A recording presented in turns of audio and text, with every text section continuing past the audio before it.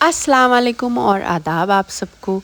रमज़ान की रातों में एक अजीब सी रोशनी होती है, soft, warm and full of बरकत।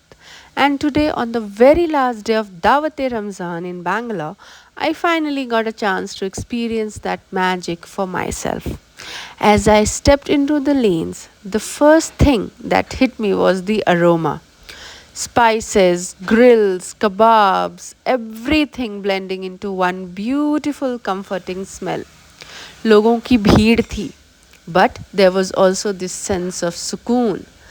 Families walking together, little children with balloons, aunties bargaining happily. The kind of scenes that remind you that Ramzan truly feels like back home. Her stall पे एक नया किस्सा था। कहीं हैदराबादी हलीम, कहीं पे ये खूबसूरत चूड़ियाँ, लाह की चूड़ियाँ, हर रंग में आप अपने ड्रेस से मैच करा के ख़रीद सकते थे और मुझे बहुत चूड़ियाँ पसंद है। फिर किसी स्टॉल पर पत्थर का गोश्त था और ये पत्थर का गोश्त मेरे शौहर का बहुत पसंदीदा डिशेस में से एक है। तो यहाँ मैंने उनके लिए कुछ पैक कराया और साथ में ही जो भाई बेच रहे थे उनसे मैंने कुछ बातें भी की, कुछ पूछा भी कि हैदराबाद में कहाँ है इनका शॉप और कैसे बेचते हैं और वहाँ कैसी रौनक होती है। और कहीं पे लखनवी कबाब्स थे और ये तो बहुत ही मज़ेदार कबाब थे। फिर आइसक्रीम्स के भी स्टॉल्स थे, you can make your own ice cream. फिर ब्रोस्टर चिकन्स थे, ब्रिस्टिक्स थे, चॉप्स थे, मतलब वैरायटी थी भाई खाने की। और हर इंसान के टेस्ट के हिसाब से वहाँ कुछ ना कुछ ज़रूर था।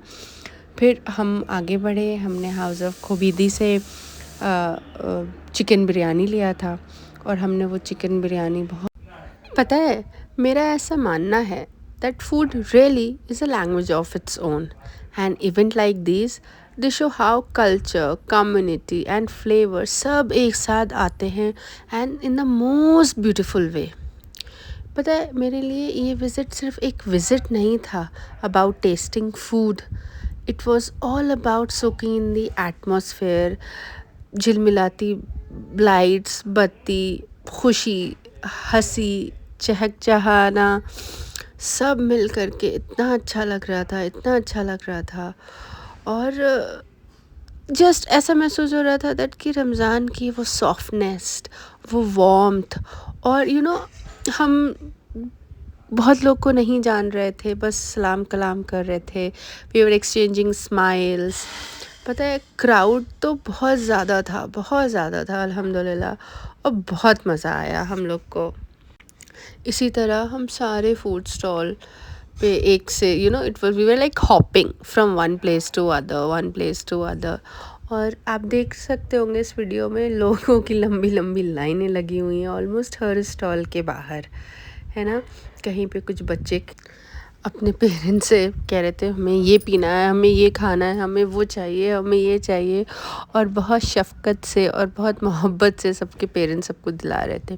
अब ये जो स्टॉल था ना, ये मेरा one of the favourite stall मुझे लगा, क्योंकि ये जो जेंटलमैन थे ना, he had always a very calm smile थी उनके चेहरे पे, और the food that he served us was really delicious, हमें बहुत पसंद आया। और वहाँ मेरा फेवरेट मोमोज़ भी मिल रहा था जो मुझे दिल्ली की याद दिलाए, और फिर दिल्ली से मुझे एमसीआरसी की याद आ गई।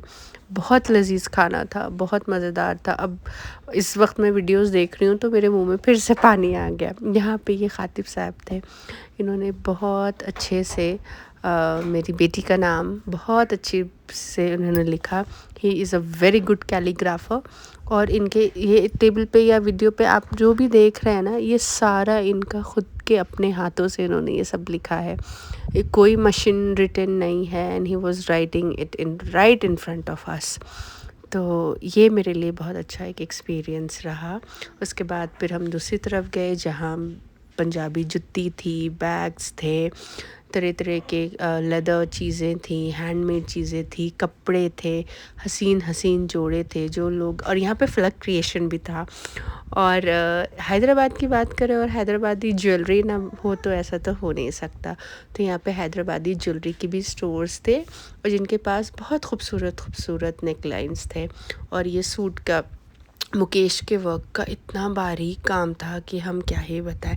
और इनके जस्ट पहले एक स्टॉल था जो यहाँ ये सारे अफ़गानी ड्राई फ्रूट्स बेच रहे थे, और जो काउंटर पे बैठे हुए थे भाई वो भी अफ़गान से ही थे। और यहाँ से हमने कुछ थोड़ी मोड़ी चीज़ें ली और फिर हमने रैप अप किया, और यहाँ से बहुत सारी यादें अपने साथ लेके चले। प्लीज़ कमेंट में बताइएगा कि आपको ये व्लॉग कैसा लगा। तब तक के लिए अल्लाह हाफ़िज़।